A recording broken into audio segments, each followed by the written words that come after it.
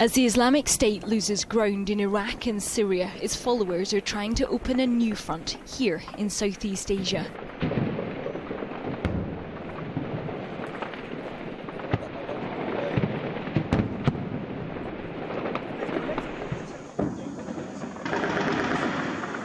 Five weeks ago, militants loyal to IS seized control of this city. Government forces are still fighting to take it back.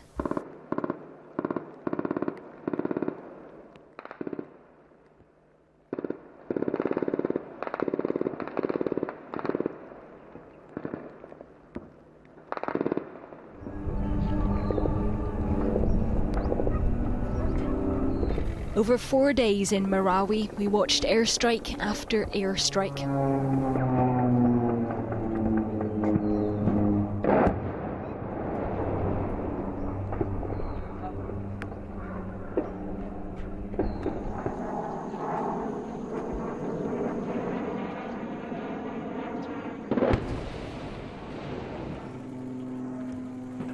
Bombers overhead, diving towards their targets.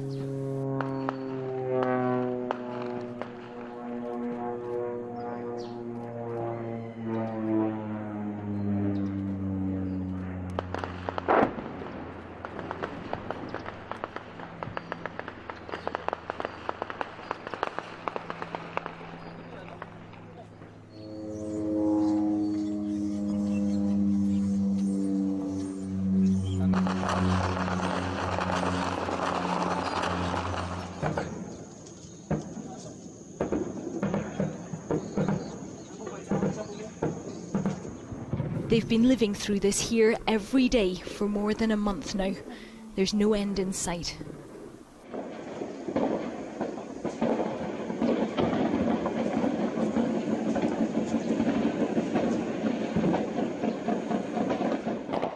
We're pretty close to the front line here. The fighting is intense and it is sustained. It has been going on like this now for several hours. You can see the minarets of the mosque over there, which is where they think these militants are basing themselves. And this is part of the problem for the Philippines military. They train to fight these rebels in jungle conditions, but this is now close quarters urban warfare. They are fighting here now street to street, at times house to house.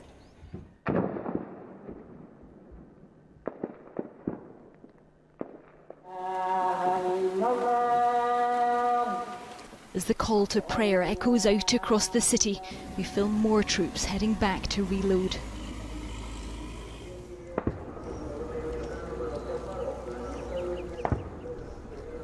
Through the gunfire, you can hear loudspeakers broadcasting constantly, urging the rebels to surrender.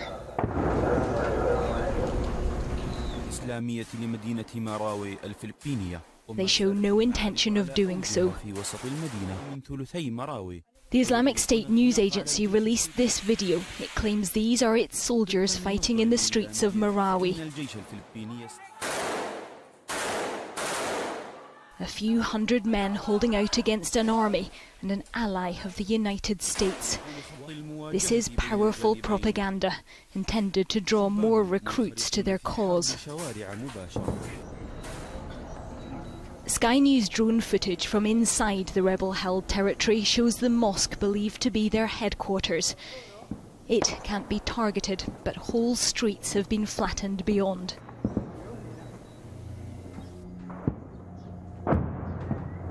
What was the commercial heart of Marawi, now a city of rubble and flames. Hundreds of civilians are still thought to be trapped and hiding here. This commanding officer told us some of those caught by the militants are being used as slaves and orderlies, some as human shields. And you believe some of them are being dressed up by the militants? Those hostages are being dressed.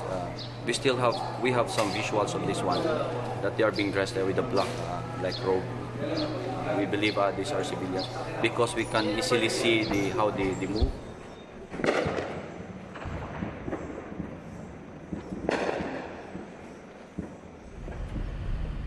We're trying to reach a family we've heard is still in touch with relatives inside.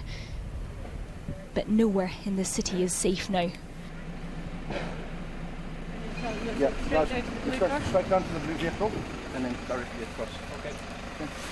Yeah. Okay, everyone happy? There's a danger from sniper fire in the street, so we have to line up and run across the road. Okay, right, let's go.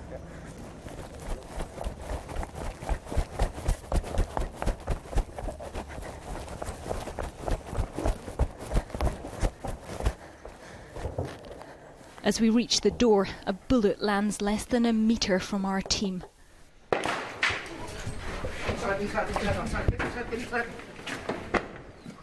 It seems we're being targeted.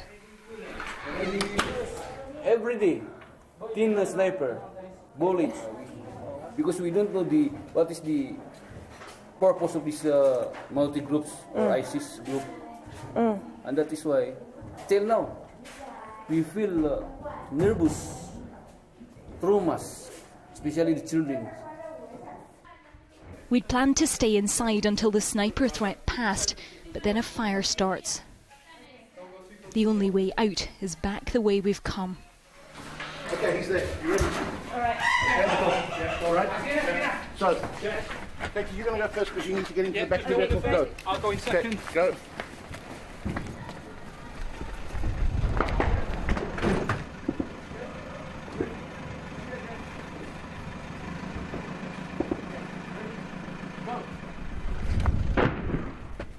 Get down, Okay. In the back.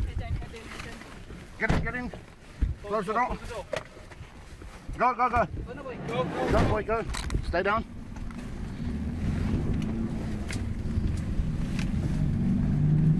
Once you're clear of this mosque, we'll be okay. Further on and out of immediate danger, we see the reinforcements rolling in. A long convoy of armoured personnel carriers heading into the city.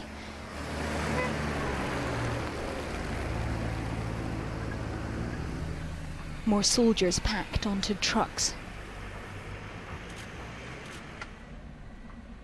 Graffiti marks the route the militants took. ISIS slogans painted on the shutters. Above the street stalls, blackened bananas have been left to rot where they hang. Most of the 250,000 people who lived here have fled. We pass a dead dog abandoned in the road.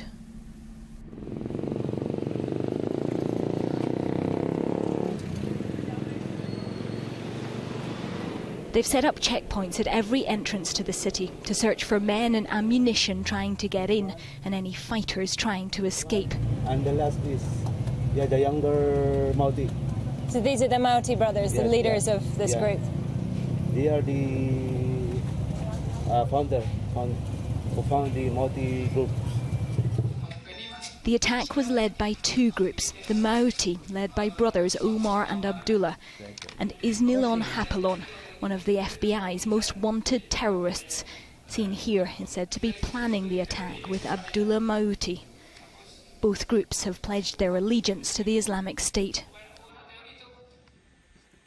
This region, with its poverty, lawlessness and the legacy of decades of conflict, is fertile ground for would-be new militants. This man's nephew was killed in Marawi fighting for the Mauti. He says there are many more like him. Actually, sa Cotabato, mismo sa area namin is siguro ang pinakamababa 10. Mismo sa barangay namin. Actually, marami nang namatay sa itong nangyayari diyan. Ang marami siyang na-convince na babaeng mga bata, lalaki, babae, na mga bata. In this video last June, IS called for those who could not reach Syria to head for the Philippines instead. A number of foreign fighters have already been found amongst the dead.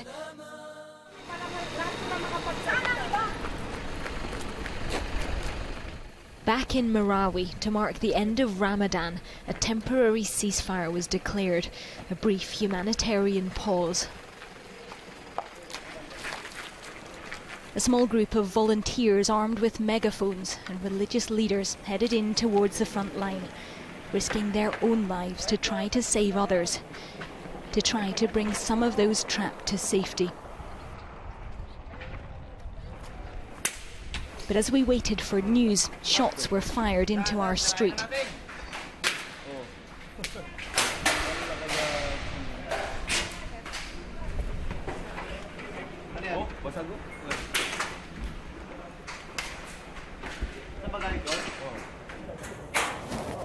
This is meant to be a ceasefire. There are negotiators in there right now trying to get permission to bring these civilians out.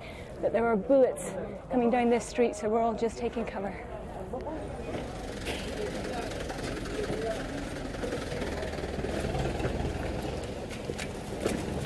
Yeah.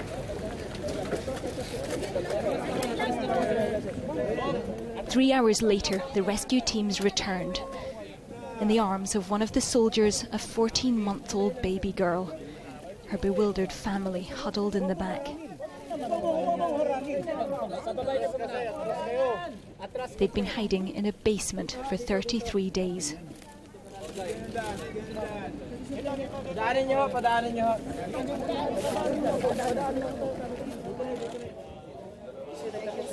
Dazed and exhausted, they still had to be interviewed by the military, but at least now they were safe. The father finally able to give his daughter fresh water to drink and to explain what they had been through. His wife had given birth to their second child while they were trapped.